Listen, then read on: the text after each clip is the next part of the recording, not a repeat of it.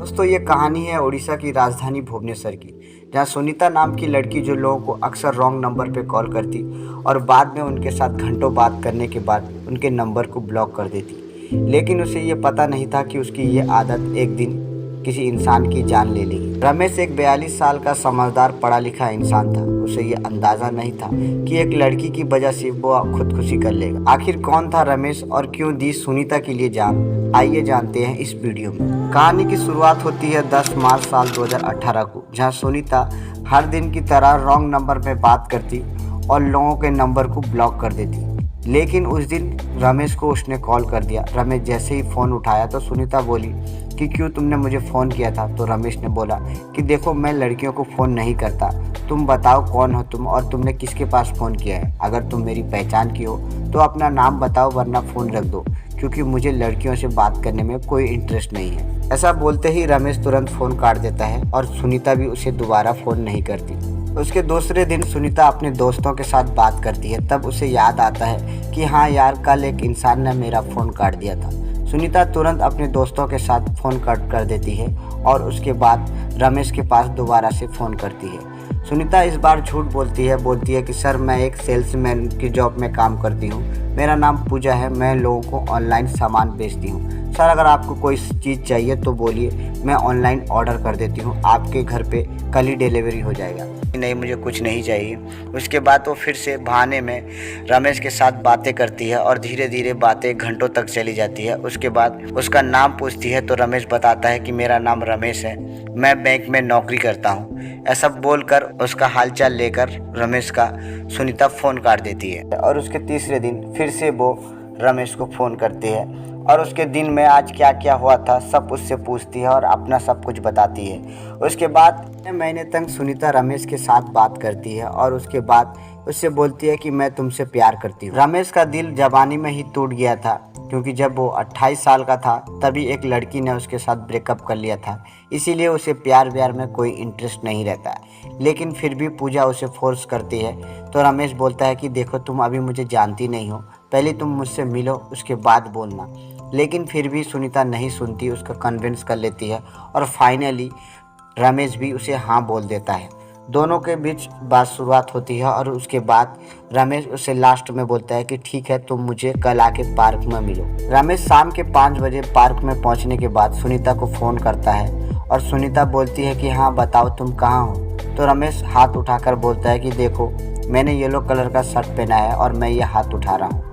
सुनीता को जब रमेश को देखती है तो उसके पैरों तले से ज़मीन खिसक जाती है, क्योंकि उसे अंदाज़ा नहीं था कि जिस इंसान के साथ वो 6 महीने से बात कर रही थी वो उससे आधी उम्र में बड़ा था। सुनीता की उम्र 22 साल थी और रमेश एक 42 साल का इंसान था। सुनीता रमेश के पास तुरंत आकर बोलती है कि तुम्हें शर्म नहीं आता, अपनी सी आधी उम्र की लड़कियों के साथ तुम फ़ोन में बात करते हो, तुमने मुझे धोखा दिया है, आज के बाद तुम मुझे फ़ोन मत करना।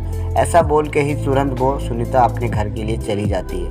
रमेश को समझ नहीं आता कि वो क्या करे, इसीलिए वो अपने घर चला जाता है और शाम में सुनीता को फ़ोन नहीं करता। उसके दूसरे दिन वो सुनीता को फ़ोन करता है। सुनीता फिर से वही बात बोलती है कि तुमने मुझे धोखा दिया, तुम मुझसे इतने बड़े हो, तुम्हें बोलना चाहिए था। रमेश बोलता है कि देखो सुनीता, मैंने तुमसे कहा था कि तुम पहले मुझसे मिलो, मुझे देखो, उसके बाद मुझसे प्यार करो, लेकिन तुमने मेरी नहीं सुनी। देखो सुनीता, मुझे पता है कि तुम मुझसे प्यार नहीं करती, क्योंकि मैं तुमसे उम्र में काफ़ी बड़ा हूँ, लेकिन मेरा एक कहना मानो सुनीता, तुम एक अच्छा सा लड़का देखकर उससे शादी कर लो। लेकिन जब तक तुम्हें एक अच्छा सा लड़का नहीं मिलता तुम तब तक मेरे साथ बात कर सकती हो और हम दोनों अभी सिर्फ एक अच्छे दोस्त की तरह बात कर सकते हैं।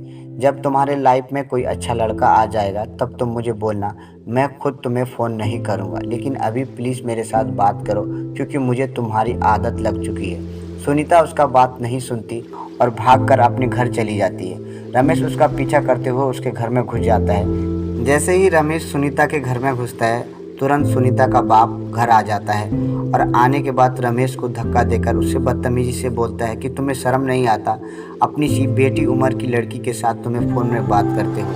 रमेश उसके पिता को समझाने की कोशिश करता है कि देखो तुम्हारी बेटी ने मुझे खुद रॉन्ग नंबर पे कॉल किया था, मेरी आदत लगा दी, लगभग मेरे साथ 6 महीने से बात कर रही है, मुझे पता है कि वो मुझसे शादी नहीं करेगी क्योंकि वो मुझसे उम्र में काफ़ी छोटी है। देखो जब तक उसे अच्छा लड़का नहीं मिल जाता तुम्हारी बेटी को बोलो वो हम मेरे साथ एक दोस्त की तरह बात कर सकती है। लेकिन सुनीता का बाप रमेश की कोई फीलिंग्स नहीं समझता, उसे बेइज्जत करके उसके घर से बाहर निकाल देता है। रमेश काफ़ी समझाने की कोशिश करता है सुनीता के बाप को, लेकिन सुनीता का बाप उसका एक भी नहीं सुनता और उसे घर से भगा देता है। रमेश को समझ नहीं आता कि वो क्या करे। वो आके घर में काफ़ी रोने लगता है और काफ़ी खुद को कोसने लगता है। फाइनली सुनीता की दोस्त के नंबर पर रमेश कॉल करता है और सुनीता की दोस्त से कॉल कॉन्फ्रेंस करने के लिए बोलता है। सुनीता की दोस्त सुनीता के नंबर में कॉल कॉन्फ्रेंस कराती है और रमेश सिर्फ सुनीता से इतना ही कहता है कि देखो सुनीता,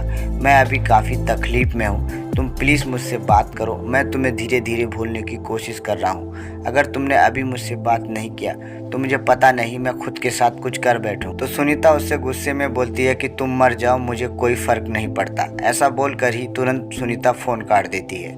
रमेश सुनीता के प्यार में इतना पागल था कि वो तुरंत फ़ोन काटकर अपने गले में रस्सी लगाकर सुसाइड कर लेता है। सुबह जब दूध वाला उसके दरवाजे पर आकर दरवाज़ा खटखटाता है तो ना ही अंदर से कोई आवाज़ आती है और ना ही रमेश दरवाजे पे आता है। तो दूध वाला दूध वापस लेकर चला जाता है, लेकिन सुबह से दरवाज़ा बंद था, इसीलिए अड़ोस पड़ोस के लोग भी थोड़ा सोच में आ जाते हैं और फाइनली शाम में आकर वो दरवाजे के सामने दरवाज़ा खटखटाने लगते हैं, लेकिन अंदर से कोई आवाज़ नहीं आती, जिसकी वजह से वो परेशान होकर तुरंत मालिक मकान को फ़ोन करते हैं। मालिक मकान भी आकर दरवाज़ा खटखटाता है, लेकिन अंदर से कोई आवाज़ नहीं आती, जिसकी वजह से मजबूरी में आकर मालिक मकान दो लोगों की मदद से उसके दरवाजे को तोड़ता है और दरवाज़ा तोड़ने के बाद जैसे ही रूम में अंदर घुसता है तो देखता है रमेश की लाश लटक रही थी।